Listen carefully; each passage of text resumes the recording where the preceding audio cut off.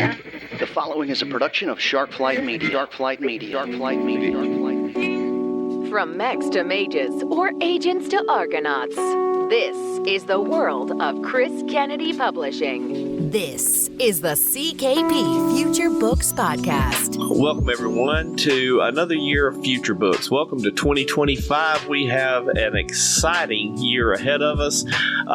You're going to see some changes in how some of our books are released. You're going to start getting conclusions to your questions much faster, I think, in this coming year. And I think Chris already has a full slate for the entire year lined up. So without further ado, let's talk to our prestigious publisher and hear about what's happening in 2025 with CKP. Welcome, Chris. Awesome. I'm prestigious this year. Wow. I'm moving up in the world. This is pretty awesome. Well, it looks like this thing's going to stick, so you have to be prestigious.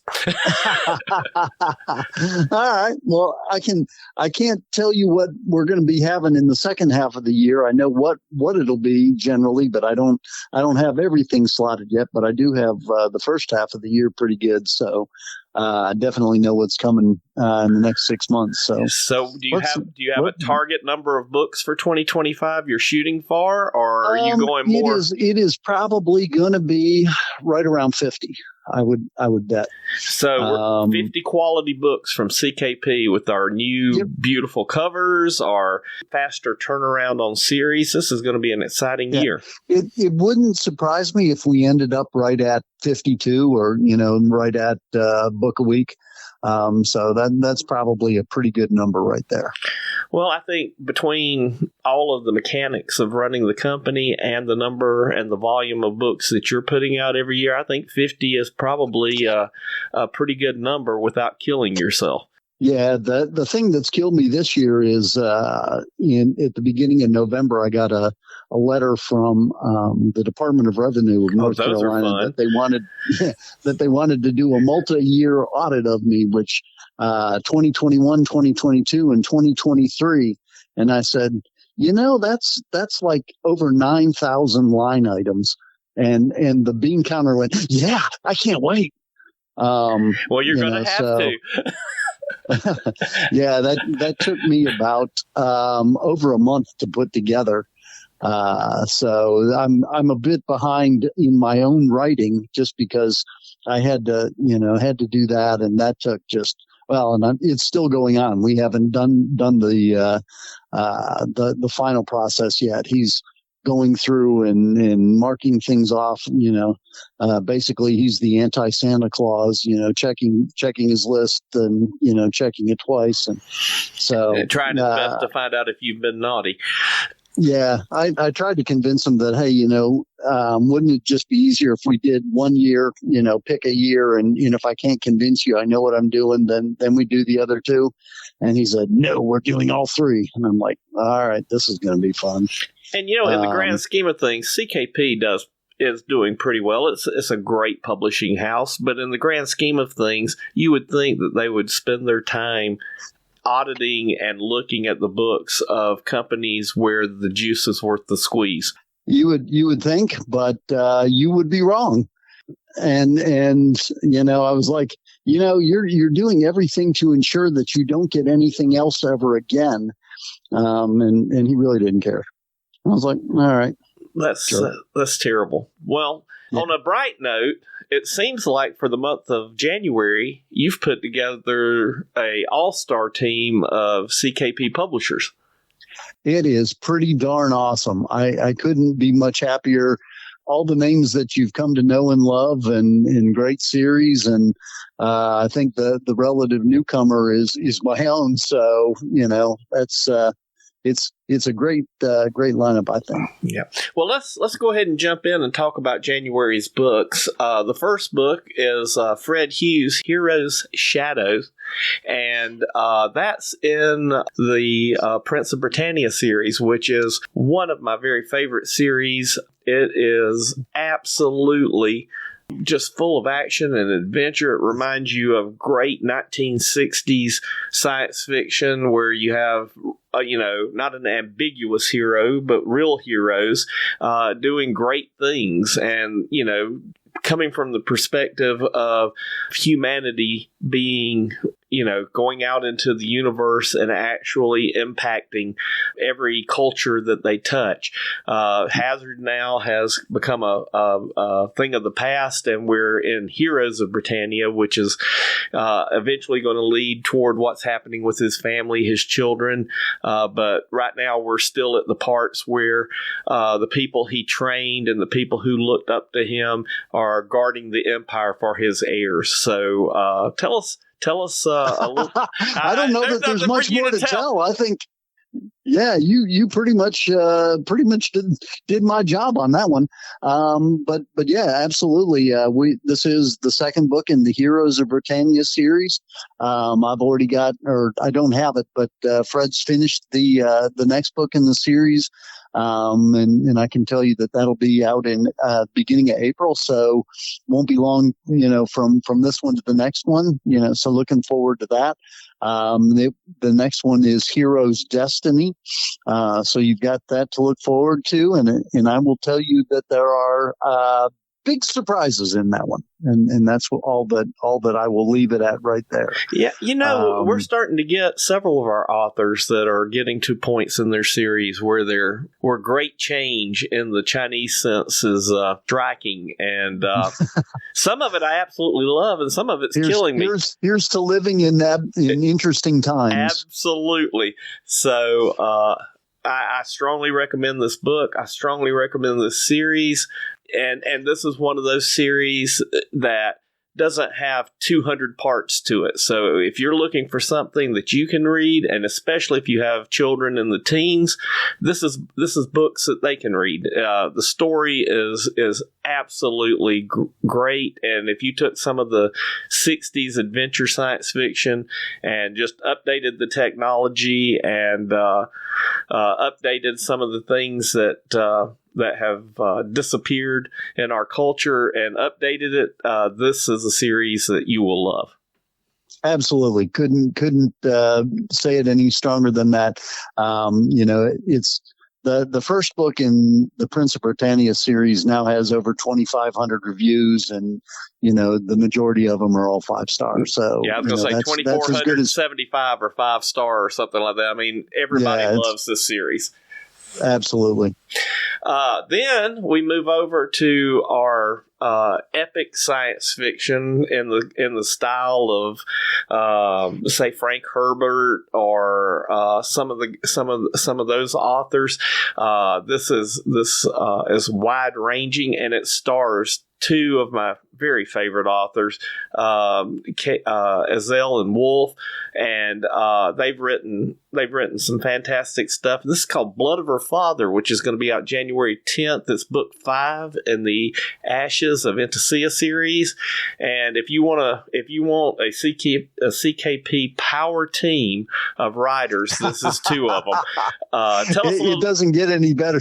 Doesn't get any better than this when you put together Ezell and Wolf and let them write space opera, because they're truly in their element there. This is Kacey's series. I wrote 3 of the books with her. Had an absolute blast doing it. Now she's got Marrisa in there with her to do this one. And they've certainly put together a great read for our readers here. A minor character in the original trilogy, Isane, who is the daughter of the evil king, is now coming into her own. She's taken over as the ruler, but she's too young. And people that are at all familiar with how things worked in medieval times when you had a ruler that was too young and you had the Regency Council, there were many times where things did not work out quite so well. And that's basically what you got right now. You got lots of people vying to grab all the influence that they can as quick as they can. Yeah, if you're a fan of epic science fiction on the grand scale, this is your book. This is your series. Yeah, truly, this is space opera at the big level. Yeah. Then on January 17th, we have. I'm going to keep saying a great author. We've got Jon Siers. It's the month for it. I'm telling you, like I said, all-star team. Jon Siers. Jon Siers has a series, The Lunar Free State, and if Robert Heinlein had wrote Moon is a Harsh Mistress and throughout several books, this would be the series that would come out of that. I cannot get enough of this series. We're at book 11 now. There is a bombshell ending. If you've been following the Lunar Free State, you certainly will not see this coming, and we're letting this one become available to our readers on January 17th. Can you want to give some insights on this? I will agree with you in that I did not see it coming. I don't think the readers will have seen this one coming, and it's going to change up everything that you know about the Lunar Free State. And the one that's after this, which apparently is already finished and I should be getting soon, and we'll get out to the readers as soon as I can. There's going to be even bigger things in it. I'm familiar with where it's going, and the readers are going to want to jump into this one and then hang on for the next one, because everything you think you know is changing and big things are moving, and we'll leave it at that. Yeah, well, I can tell you that if one of your podcast hosts / slush readers see one of the CKP gnomes walking around with this manuscript, he's going to have a knot on his head, and he's going to be missing a manuscript, because I cannot wait to read the book that follows this one. I've been fortunate enough to read this one, and I am looking super forward to what comes. I am totally looking forward to it too. Can't wait. As soon as I get it, it's going to go into production, and we'll get it out as quick as we can, because readers are really going to want it. And once again, proving that you can indeed tell a book by its cover, and you can tell a book by how much care is given in its editing. Our next book will be out January 24th. It's New Empires, and it's the third book in the Conglomerate series, which is by our great friend William Frisbee. And he had published this series earlier before CKP, and we put it in the CKP greenhouse. We gave it a little water and some sunshine, and guess what? The problem wasn't the book. Oh, absolutely not. And this all came about because one day I saw him, talking about he was sad that this book had never gotten the love that he thought it should. And I said, well, we can do something about that. Because that's what we did with the Lunar Free State. That had 5 books released when I got a hold of it, and we went back through and re-released it, and it's doing pretty darn good. So looking to do the same with the Conglomerate trilogy. I really, really like this. I like the characters a lot in the Conglomerate trilogy. And I really hope, and I've told him this, that he writes some more in this universe, because I like the technology and the way it's used as much as the characters. And I think that there's still a lot more story to tell. That darn Frisbee, though, he's got to finish the last Marines first, and he's got another thing he wants to do. And, okay, just keep giving me stuff there, Bill. And, we'll come back around to this at some point in the future, because it's really good, and I need to know more. I agree 100%. I'm glad that CKP was able to get a hold of this and freshen it up. And, Bill Frisbee's become one of those authors. If he writes it, we're probably going to put it out. Absolutely. Then on January 27th, we have one of our oldest authors at CKP as far as the time spent being an author for CKP. I think we'll just say something along the lines of founding father or something like that. We don't want to make him sound too old. That's the word I was looking for. And he may not be as prolific as some of our other authors, but in this particular case, the wait is worth it because everything that he puts out is of the highest quality. And he's one of the authors who can write both on the fantasy end and the science fiction end. He's the author of our Milesian Accords series, which is really great fantasy. Some people call it the Reluctant Druid series, which is fantastic, especially if you like gods and goddesses and fairies and conflict and action. And then he also writes in the Four Horsemen universe, one of our favorite groups of mercenaries led by Bjorn. Bjorn being the name of one of the books in the series. And, imagine a Norse berserker warrior who has a cybernetic arm and runs a group of mercenaries in the future. You just can't get any better than that. And he has come out with the 6th book in the Milesian Accords series. It'll be out January 27th, and it's called House of Owls. And I have read this. It is fascinating, and it brings back a lot of our favorite characters. And you're getting 2 books for the price of one, because you have one story that's the adults who are on their quest, and then you have another story that is the teens that are on their quest. What did you think about it, Chris? Oh, I loved it. John's done a great job managing not only the storyline, but the universe in general. Last month saw the trilogy tie up for H.Y. Gregor, the Bestselling saga, which is also set in the Milesian Accords universe. John here has been working a bunch on a project in the 4HU, and we'll have the next book, from the Kickstarter, which is Caveat Emptor, from him here real soon. Mark told me that they'll have it done by the end of this month, so you should see it, in the relatively near term. But right now, this brings the Milesian Accords up to date, and gets it to the Bestselling saga. And, like you already said, he knows how to write urban fantasy, and this book's great. This book is for our listeners who enjoy books that are in the vein of Jim Butcher. If you like Jim Butcher, you're going to love this series, and you only have to make a 6-book investment and you can be completely caught up. And if you are super excited about that, you've got 3 more books in the same universe by another author. So this is one of my favorite books.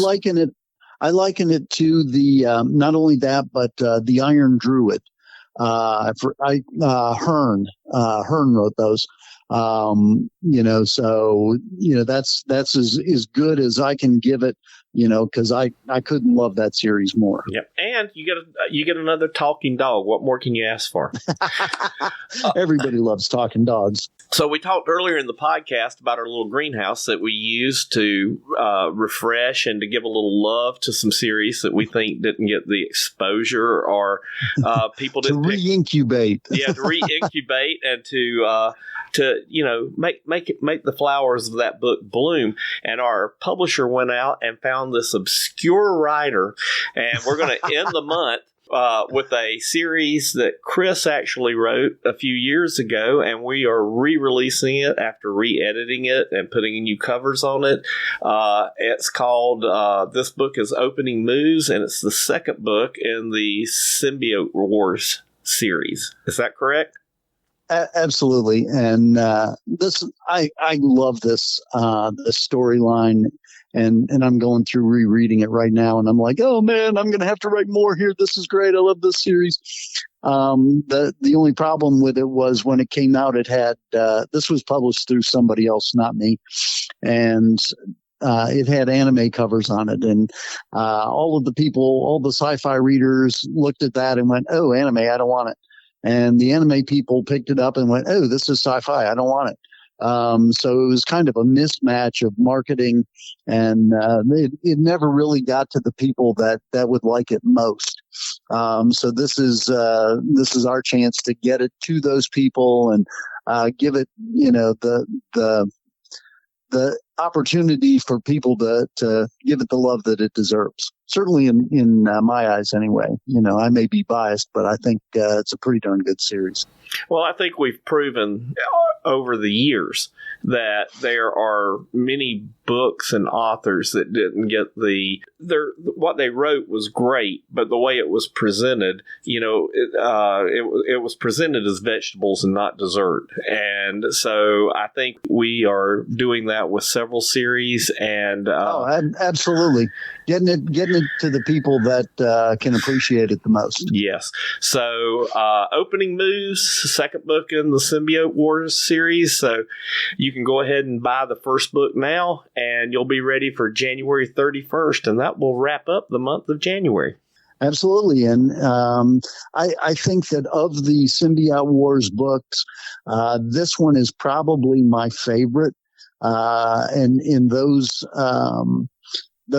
folks that have read the Four Horsemen universe will see a monster that is somewhat like the one that's on the cover of the Golden Horde.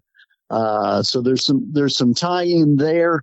And if you read this series, if you read this book and you don't like the series, then you can stop because this is exactly what this series is all about. And, I certainly hope you'll love it.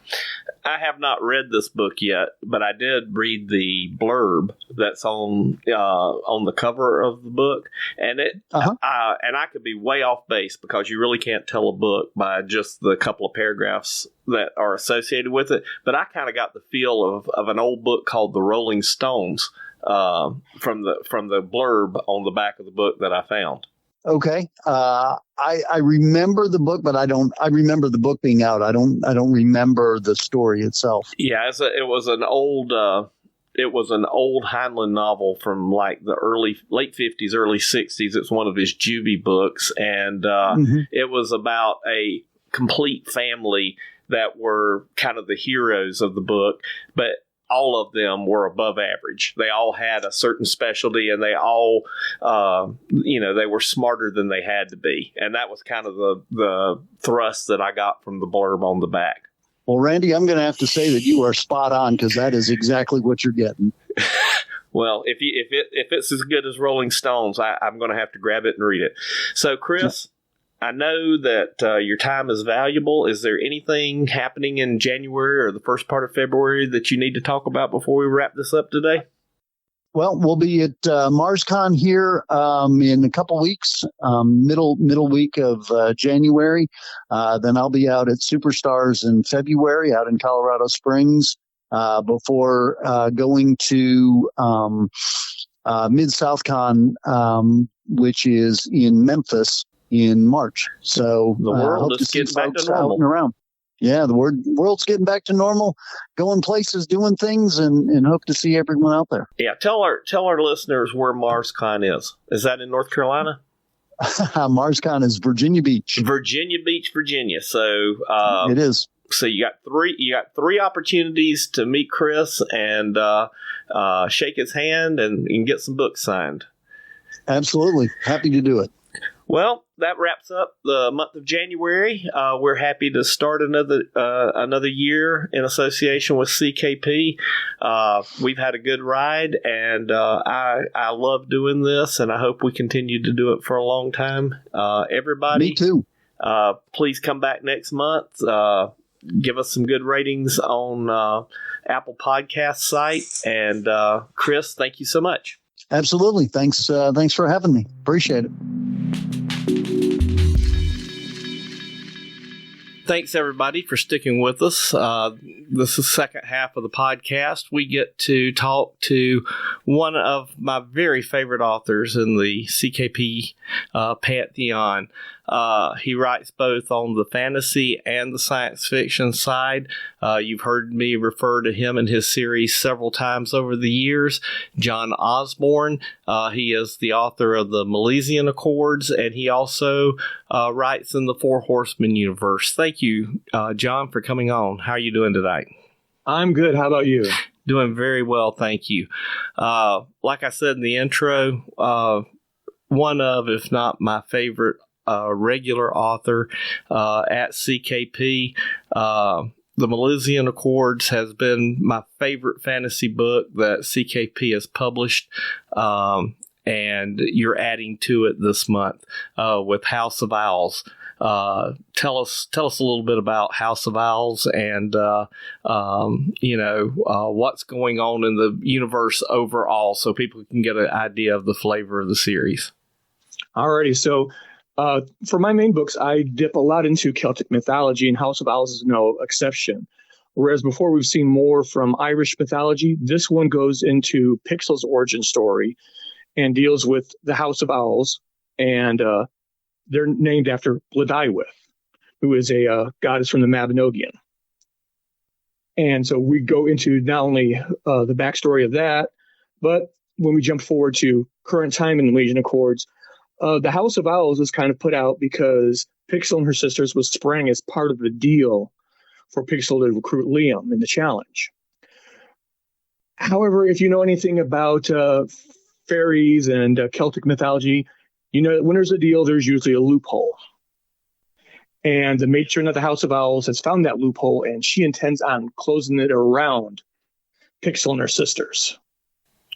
And as we see, we actually have two adventures going on in this book. We have the adult adventures,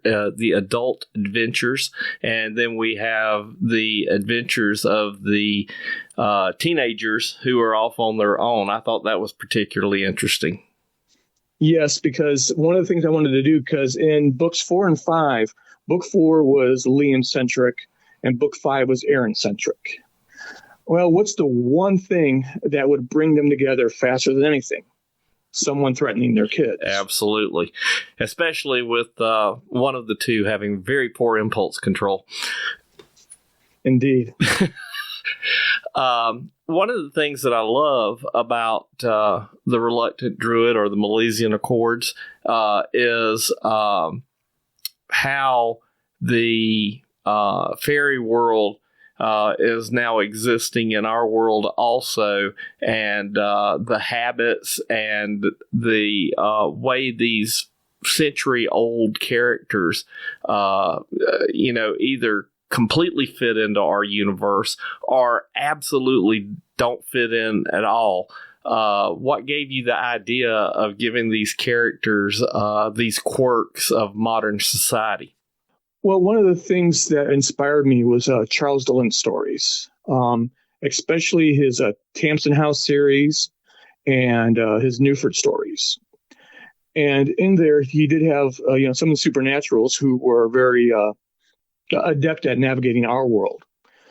However, given that these people have a totally different frame of reference. For example, Pixel, she looks, she is a young fairy. So she looks like, she's like got out of college recently, but she's really, I think, 137 years old. And there's ones that are even older. For example, Necton was alive during the Viking raids. So right around the turn of the millennium, I guess the previous millennium, since we're in the new one now. So they can see time very differently. And so those who've had to adapt to our world can have had time to do so. And even then, sometimes it leads to idiosyncrasies because, they may have gotten a peek into our world, 200 years ago. And so, their knowledge might be out of date. Others do much better at navigating it. And one of the challenges in writing it is still keeping it relatable and not making it so jarring that it basically becomes annoying. If you had to explain what everything was to Necton in every scene, that would be a book in and of itself. Yeah, the book would never move. And one of the reasons why Pixel got tapped is because she was, so adaptable. She and her sisters adapted to our world really quickly. However, there's still some who cleave to the old ways. One of the things I wanted to do is go into more obscure figures. Because there's plenty of books. Like, for example, if you deal with, say, Celtic mythology and Celtic Wiccans and such, everyone loves the Morrigan. They're what I call Morgophiles. Because, she's dark and mysterious and powerful. And I'm like, I've always been drawn to the Smith God figures. And it's Gee, no coincidence that they're also brewing God figures. Because I am a fan of beer also. But I wanted something a little more off the beaten path for a couple of reasons. One, to kind of help bring those lesser known figures to light. And two, it gives me more space to work with because people won't have a preconception of them. Yeah, if you write Loki, then you're either going to have traditionalists who, well, Loki wouldn't do that because of blah blah blah, or you're going to have Loki has to act like a Marvel character. Yes. Yeah, there's Loki files, as I call them. Loki files, Thor files, Morrigan files, and I do like the fact that you bring out a more obscure set of supernatural beings, both because, like you said, you have more latitude, and so you're able to put your own stamp on their character and what they'll do in situations, and because they are based in historical fiction, and if one actually catches my attention, then I can go back and find out more about that particular character. So that really interests me. So one of the questions that I wanted to explore tonight is, are you a pantser or a plotter? So overall, I'm a pantser, although with this one, I did actually make a loose outline in advance. And for me, it was more like a list of chapters and, chapter 1, this character's point of view, this happens. Chapter 2, this character's point of view, that happens. Whereas there's some people, true plotters, they will get, they could have a 10, 20,000 word outline. Oh, yeah. For a 100,000 word book. Oh, yeah. There's some plotters that by the time they're finished plotting, only thing they've got left to do is dialogue. Yep. I was not at all like that. And of course, as I was not surprised by, I did go off the rails a bit here and there. Where as I was writing, I'm like, okay, this makes more sense. Well, and I think this book, if I'm not mistaken, of the Milesian Accord books, you're keeping track of more characters at one time than any other book I've read of yours. Yes. So having at least a loose outline probably did help keep you within the guidelines of how many number of words the book came out at, because you could have easily, I think, gone another 50,000 words. Probably, although I think then it would have gotten mushy, as in there'd been like too much fluff and squish. One of the problems I run into when I was writing this one is that when I start off with the outline, I started off writing too tersely.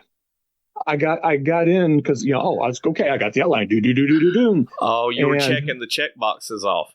And then I looked at how far I was in. I'm like, holy cow, this is going to be a 65,000 word book. What's going on? And so I went back to the beginning and started reading. I'm like, well, okay, no, I should have added more there. Oh no, I should have explained that. And so I went back through and basically I didn't rewrite the first third, but I elaborated in the first third, filled it out. Because like I said, there was stuff where I was like, skipping descriptive text that actually, is important for the reader. Another thing that I love about your books, even the earlier ones, you now have covers that are as good as the book. How have you liked how cover design has gotten better over the last couple of years at CKP? I think your new Reluctant Druid cover is beautiful. Oh yeah, Alejandro Rito is the cover artist.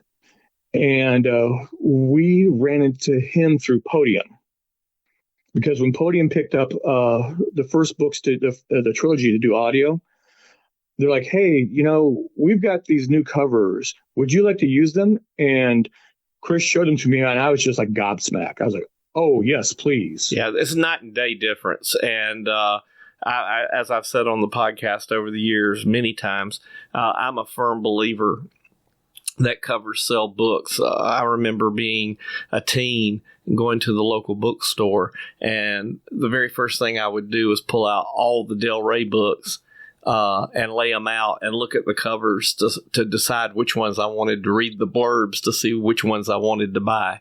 And I think you have some of the most fantastic covers that we have at CKP. Yeah, I mean, I remember one of the things I hate nowadays with modern bookstore merchandising is they spine almost everything. Oh, yeah. Yeah, and, it used to be you knew by the ones that the covers were facing unless you were in, one of the chain bookstores like Walden or Barnes & Noble where they pay for you to face it. But if you were in a small bookstore and the cover was showing and not the spine, somebody in that bookstore really liked that book when they read it.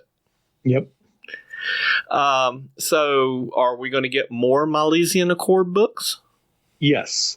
Well, actually, we've already got some more in that H.Y. Gregor has started writing the Slavic spinoff, the Vechnoya saga. And that is focusing on Slavic, mainly Russian folklore. And it is set in the Pacific Northwest.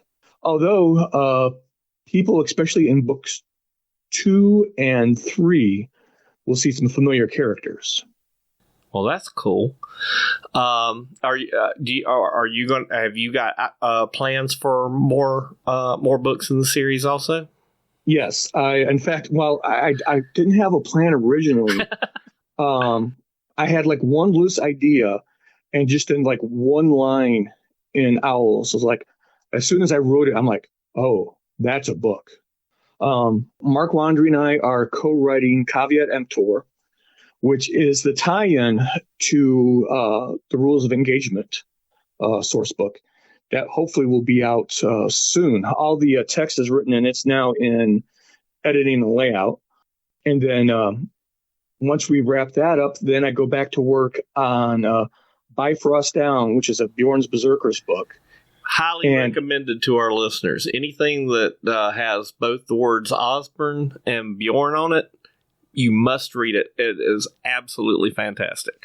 I'm sorry, I didn't mean to interrupt. Go ahead. And so the Berserkers made a cameo at the end of Ally. And with the a liberation of Katash. Well, that's where we pick up with the Berserkers is on Katash. In fact, we start off seeing that battle from their viewpoint. And there's two main storylines in there. One revolves around Bjorn, and one revolves around Whiskey and Tamara. And so in the last book, Tamara was grievously injured, and she has always been Whiskey's like rock. Well, now Whiskey's finding herself having to be the adult in the relationship as Tamara deals with the fallout of that. Well, I can't wait for both of those to come out also. And because they're on Katash, there may be a Depik involved. Wow, that should be very interesting because I can see a couple of ways that could go. So, do you have anything that we're not familiar with coming out, or is that pretty much going to tie up all of your time for the next year? That is probably until mid-year. There is a story I wrote in Kacey Ezell's Remnants of Empire anthology. Right, I remember that. And I would love to do a book on that. I guess the question will be whether or not, because right now we're leaning more towards putting out trilogies. And so if I would have to have a trilogy ready to go for that, then it'll be a much longer wait as opposed to a single book. It just depends on how the waters go. So as an author, because I'll tell you up front my thoughts, it really frustrates me when an author writes the first book, especially something that he's planning ahead of time that's going to be like a trilogy, and writes that first book and you get all into it, and then either the second book never comes or the second book comes 2 years later. And right. And I've been guilty of that because I had a significant gap between Reluctant Druid and the House of, what was the second book's title? A Reluctant Druid, a Tempered Warrior, and a Tangled Fate all came out 1 year apart, roughly. Boom, boom, boom. I think book 4 and book 5 was closer, and even this one was closer to like 18-month intervals. Yeah. So, but I like the fact that CKP is making an effort to like get 3 books, get them finished, and then they can be released, every month or every other month, and you're going to get some kind of conclusion. And how is it for the author? Does that seem to help sales to have them all ready and release them back to back? Or do you think that the model is better having the gap? I think that, the business model is like, if it didn't work, people wouldn't be doing it. Because that also lets you capitalize on Amazon's algorithm. Because so as you have like one book, the first book in a series coming out of that 30-day new release cycle, the next one's popping in. Exactly. That makes a lot of sense. I didn't think of that. Probably the sweet spot is about a 4 to 6 week interval between books. Huh. Well, that's great. I had never thought about that. So, however, that does put a more weight on the author because like now, if you can no longer get by with an idea for a book. Yeah, you have to have a series, a trilogy right. At least. Like, for example, I have a story in Express Elevator to Hell. And that is from a military science fiction universe that I would like to write in. The trouble is, I don't know if I would have a trilogy ready to go. And if I have to do a trilogy before we get the first one out, again, it could be a while before we get around to it then. And I guess it's like being a builder also. You might build one house on spec, and see if you can sell that house. But now the onus is that you've got to build 3 houses and hope that they're what the potential owners want to buy. Right. You got a much more significant investment in time, but your potential payoff is much higher. Yes. Like I said, there's lots of business cases for doing it that way. It also helps you capitalize on your advertising better. Oh yeah, because you're able to use your previous advertising for your next book. Right. Well, conventional wisdom and sound wisdom is that you shouldn't probably advertise until you have at least 3 books in the pipe. I did not know that either. Because you're probably not going to, unless you're really lucky, you're probably not going to make enough back in advertising just off of the sales of 1 book. I see. But if you have 3, then hopefully you're getting read-throughs. So, like, for example, the entire cost of, advertising might be like eaten by book 1, or book 1 sales might pay for the cost of advertising. But then if you have book 2 and 3 sales also coming off of that, that's where your income is. Oh, I see. That's super interesting. So, for our listeners who are interested, how can they keep up with Jon Osborne and find out what he's working on and when stuff's being released? The easiest way is my Facebook page at Jon R. Osborne on Facebook. And that's John without the H. So that's correct. JONROSBORNE. So you have to add an E and take the H out if you want to find John. It's also important to use the R because there was another Jon Osborne author who has the same spelling as me that was on Amazon first. I see. And then where else can they? Now, of course, all the information is at the Chris Kennedy Publishing website, which is chriskennedypublishing.com. Yes, and there's also JonRosborne.com. Interesting. John, thank you so much for coming on the podcast. And I should have had you on well before this. Somehow or another, you slipped off the radar. So we're going to make the next time you're on much sooner. Awesome. And I hope you had a good time. And thank you so much for taking your time to be on the podcast. Well, thank you for having me on. You've been listening to the CKP Future Books Podcast with host Randall Willis. If you enjoyed this podcast, please consider leaving it a review on Apple Podcasts, Google Podcasts, or wherever you subscribe. Show likes and channel subscriptions are also much appreciated on the CKP YouTube channel. Finally, if you'd like to know more about this author or others on the CKP roster, visit chriskennedypublishing.com. Thanks for listening to the CKP Future Books podcast. We'll see you next time.